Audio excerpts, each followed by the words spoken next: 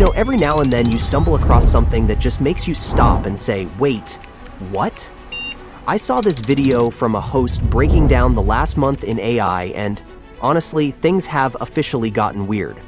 He kicks it off with a story that sounds like it should be a joke. A woman apparently asked ChatGPT if her husband was cheating, and she actually divorced him based on what the AI said. An algorithm is playing marriage counselor now. Just let that sink in for a minute. And right after that, as if to prove his point that reality is getting strange, he shows this insane security footage from a factory in China. You see this robot just hanging from a crane, and it completely loses it. It starts flailing, swinging wildly at the engineers below. It's pure, unscripted chaos. But here's the brilliant part. The host argues these aren't just random weird events. They're all connected. He starts drawing these lines between the robot that freaked out and the other things that dropped this month. Things like sophisticated nurse bots that are already working with actual patients, humanoid robots that are literally brawling in a fighting ring for sport on a live stream, and a new AI from Google that can direct its own movies. I'm talking dialogue, background noise, the whole thing. He makes it clear that this isn't about some far-off future anymore. This is the story of right now. So let's dive into his breakdown, because you really have to see how he connects all these dots. Section 1. The robots are getting restless. So the first place the host dives into is this idea that the physical robots themselves are getting, well, a little unpredictable. He goes right back to that wild robot freakout clip. He shows the security footage from China explaining how this half-finished humanoid was just supposed to be doing a simple motion test while hanging from a crane. He walks us through the scene. 2 engineers are standing there with their tablets, and then bam, the robot just goes berserk. Its arms and legs start flailing, it yanks itself sideways and sends equipment flying. The guys underneath have to literally run for it. And the host's point is crystal clear. This is what happens when all that power isn't perfectly controlled. It's a raw, unfiltered look at the forces we're dealing with. But then he asks this brilliant question that sets up the whole next part. What happens when that kind of robotic violence is completely intentional? And that's when he drops the story of the mecha fighting series. Yeah, you heard that right. He explains that China just hosted the world's first sports competition built around full-sized humanoid combat. He describes it perfectly, like someone mashed up an esports tournament with a real-life MMA pay-per-view, but with robots as the fighters. The star of the show, he points out, is the Unitree G1. It's not a giant machine, but it's fast, agile, and packed with advanced tech. So advanced, in fact, that he notes when one gets knocked down, it scrambles back to its feet as fast as a human boxer would. Now, he makes it clear these aren't fully autonomous Terminators. Not yet, anyway. There's a human team behind a console piloting each one, making the split-second decisions. But here's the real insight the host delivers. This isn't just for show.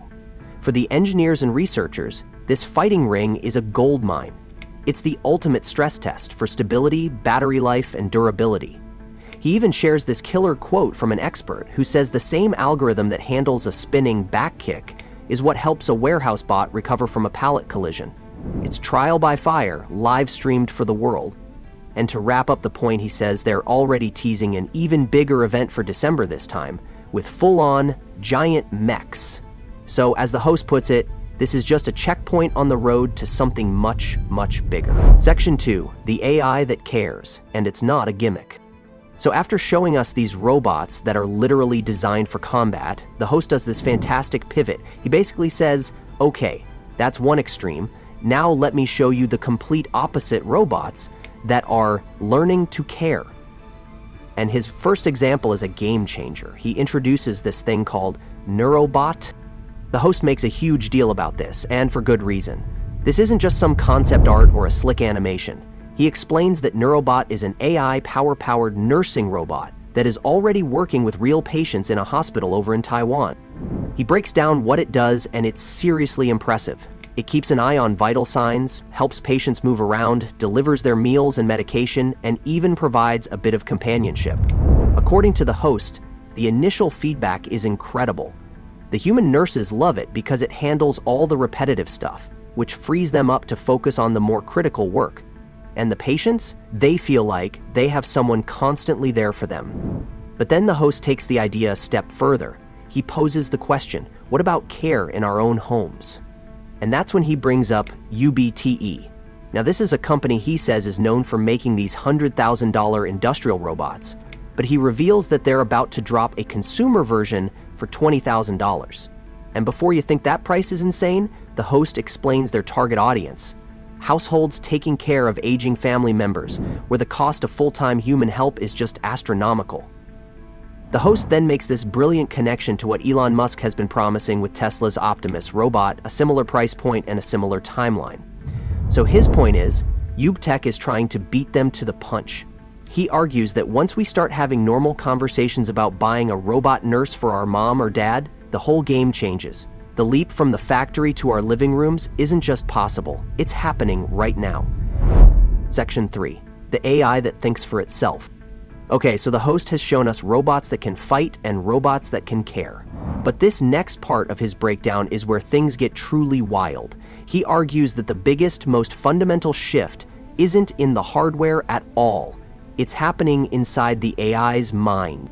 And this is where he introduces a breakthrough that honestly sounds like science fiction.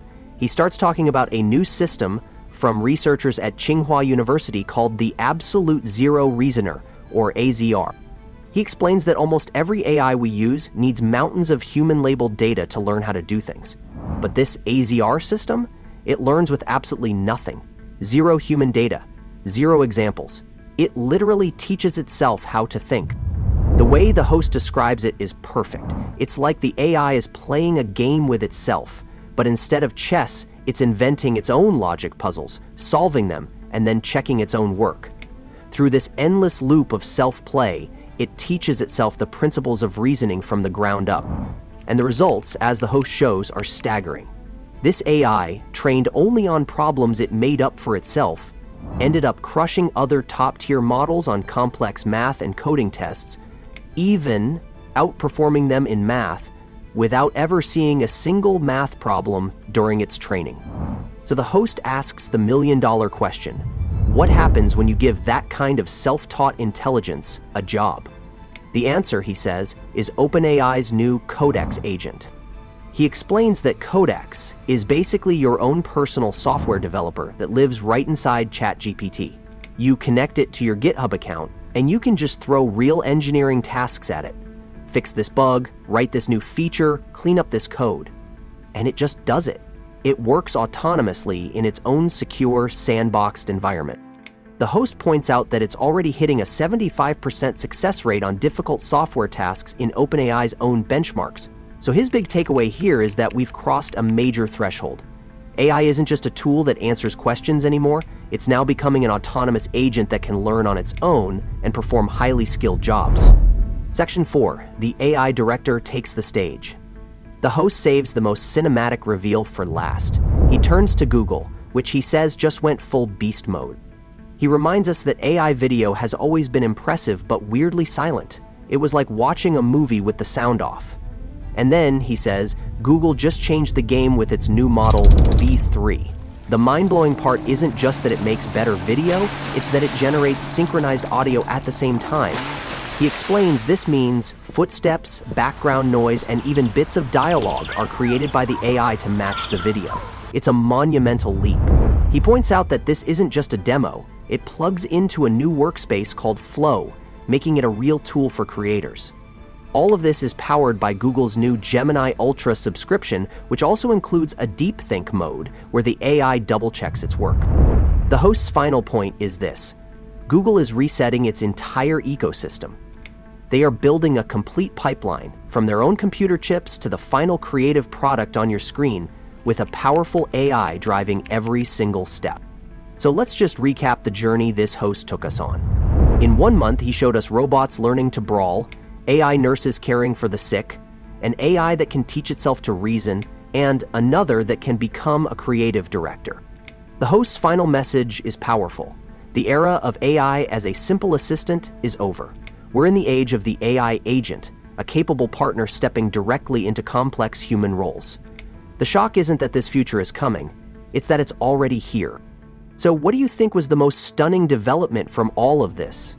The fighting robots? The AI nurse? Let me know your thoughts down in the comments. And if you want to stay on top of this insane AI revolution, make sure you subscribe and hit that bell. You won't want to miss what happens next. Thanks for watching.